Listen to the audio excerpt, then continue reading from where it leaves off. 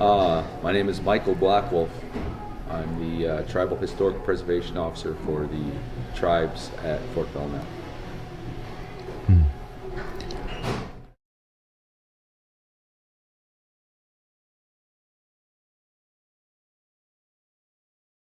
That's a good question. I would say that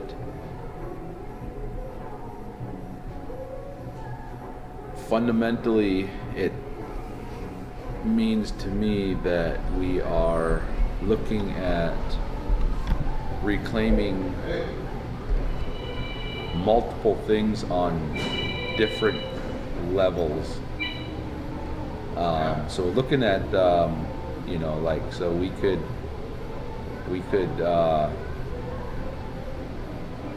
to work at these kind of things.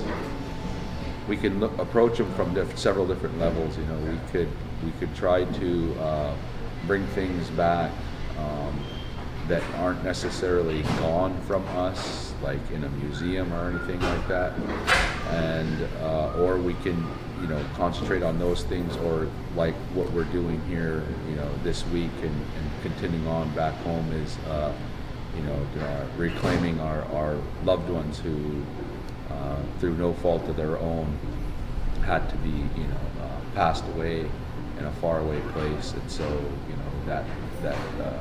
so to me there's multiple different ways to approach it depending on what again, it's multifaceted to me, basically, is what I'm trying to get to say that we really are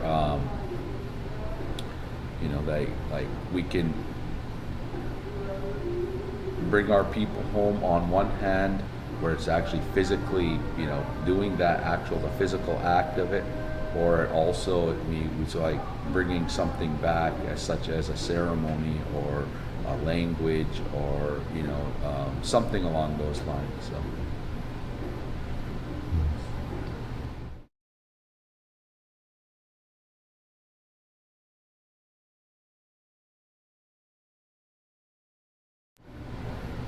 Oh yeah, I think that, and I've said this multiple times over the past year and several months when we began this process, that what we are doing here this week, what we have done here this week, is historic. We often times think about our everyday lives as kind of mundane, and we think about history or historic as those impactful events that happen that we learn about in school or history classes, and it's like something that's significant happened, and we don't think that we're living those kind of things.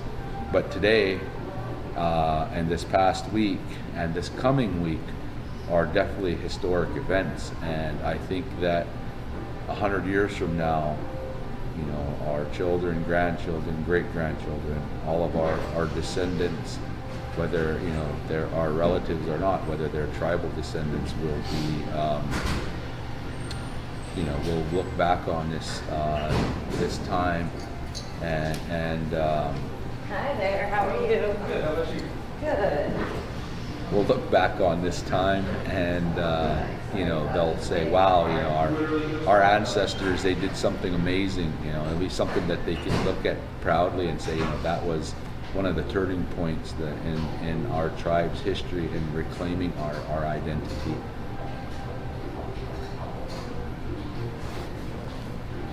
Do you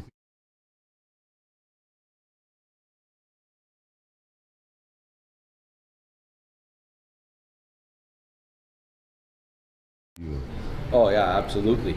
I think that there's a lot of things that are left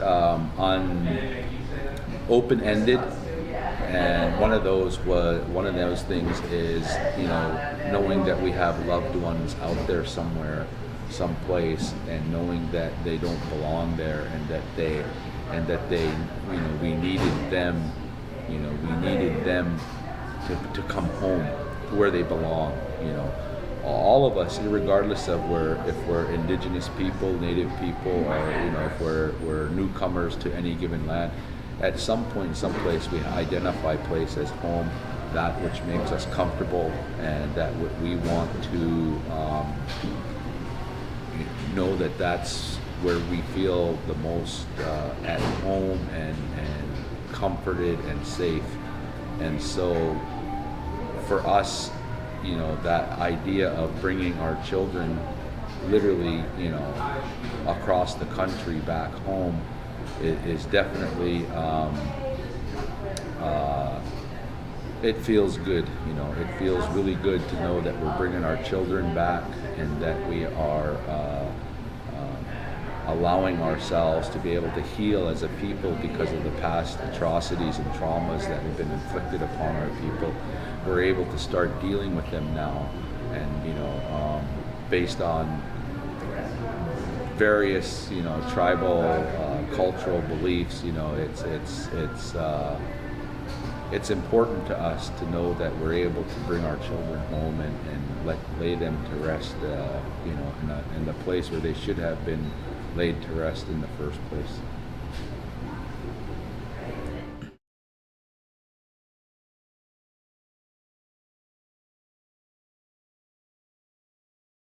Yeah, I mean, it's again, I've had that, I don't want to say unique, but I had the opportunity of a lifetime when I got this position about 10 years ago as the Tribal Historic Preservation Officer.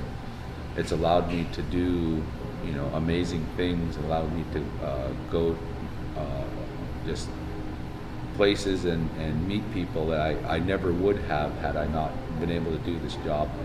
And it's humbled me way, way more than I ever thought that I, would be. And meeting these amazing people, hearing their stories, and knowing that we're not alone when we're fighting these battles on repatriating our children, or trying to repatriate our cultural items and artifacts, and then also working on trying to bring back our ancestors who are in museums or collections, and we're going to start working diligently on that in the near future to bring those ancestors and those relatives home as well.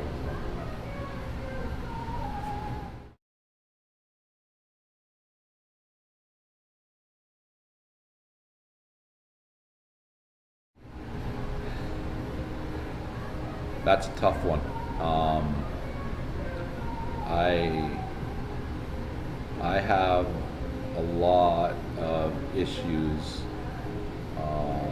I don't blame individual people. I don't hold grudges against individual people. I don't hold grudges against all the amazing people that we work with, from the Office of Army Cemeteries, the Army Corps of Engineers, and just the people in general. That the people that we work with and are working with are not the 7th Cavalry, so to speak. They're not the blue coats who came and attacked our children and our wives and our mothers, our grandmothers, and our elders and the babies. Even though they are of that same military, at different times, different places, and so, but there's certain things that I don't forgive. I know we're supposed to forgive things, but there's some things that I can't. And those that have met with me in person and talked about different things specifically in regards to the Catholic Church, I don't have nothing, absolutely nothing against people, freedom of religion. If you're a practicing Catholic, that's fine, and I'm not going to come and persecute you or put you down or anything like that. That's if that's what you do and you're comfortable, then that's your prerogative and that's your choice. What I have an issue with is what the Catholic Church stood for, stands for, and what they've done for our people. And for me, that's unforgivable. I can't forgive an organization, an entity that actively took our language and our customs and our traditions, and so that for me, that's unforgivable.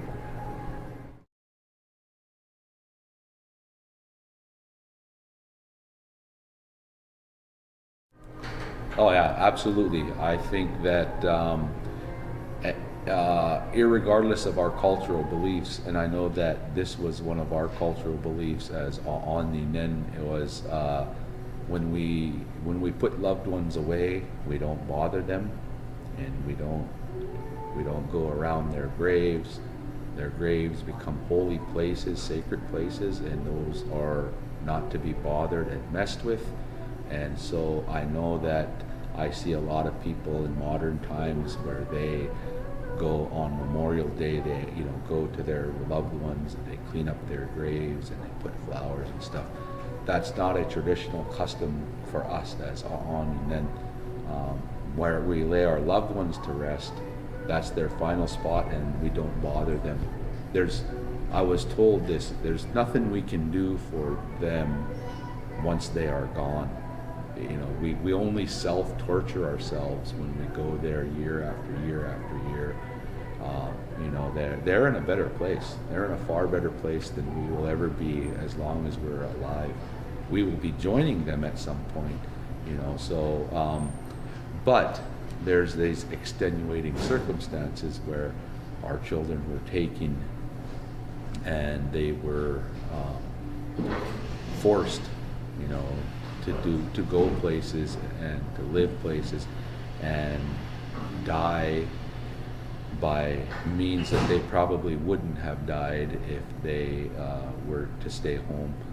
So again, the greater society that we live in forces another thing upon us, an unnatural thing, an unnatural act on us to have to do these things of going and getting our loved ones and taking them home.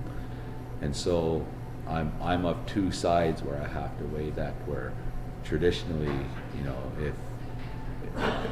I guess the example for me would be if we knew where a warrior willingly went into battle and willingly put his life on the line and lost his life and his remains were buried there, and then someone knew he was there and they were like, what do you want us to do with it? I would say leave him there. He chose to go put his life on the line, and he chose to be in battle, and that was his destiny. That was where he was supposed to be. Leave him there. Versus our children, which they had no choice. And so I put those things aside, those personal beliefs of mine aside, in order for us to go and bring our loved ones back. Which, again, don't get me wrong, this is an absolute amazing, absolutely necessary thing that we had to do, and I'm absolutely proud of us for doing what we did here this past week and what we're going to continue to do this coming week.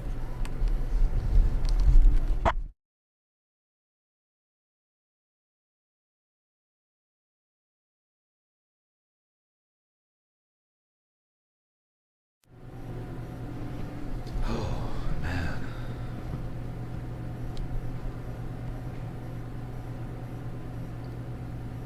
I would say I'm sorry it took us this long to come and get you, and to forgive us for taking this long, and that there were times and places where we weren't allowed to legally to come and get them. And that, but as soon as we were in a position to come and get them, to come and get you, we did it. And I would apologize to them for us taking so long to bring them home. And I would ask for their understanding and their forgiveness, and that we are doing our best, and that we did our best, and in the end we accomplished our goals of coming to get them and take them home.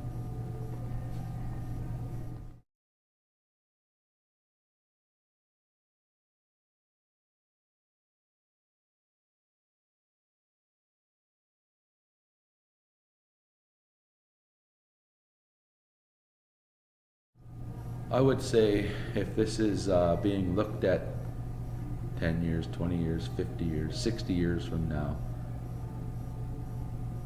What I personally think, I hope I'm seeing, is that we have the freedom now as Iitaanɔɔn'i and Nakota people to really re-embrace our ways, to embrace our ceremonies without being forced to do things that we didn't want to do.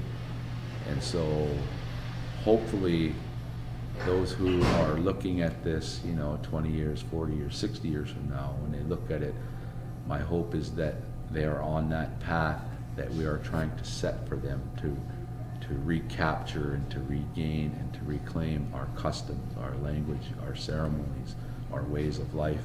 And that I hope that I'm right, that 60 years from now we have fluent Iitaanɔɔn'i and fluent Nakota speakers, and they're comfortable and they're proud of their ceremonies, of their culture and their language and their ways of life, and that they can look back at this point in time and say, those ancestors, our grandparents right there, they were a tipping point in our reclamation of our ways and our language.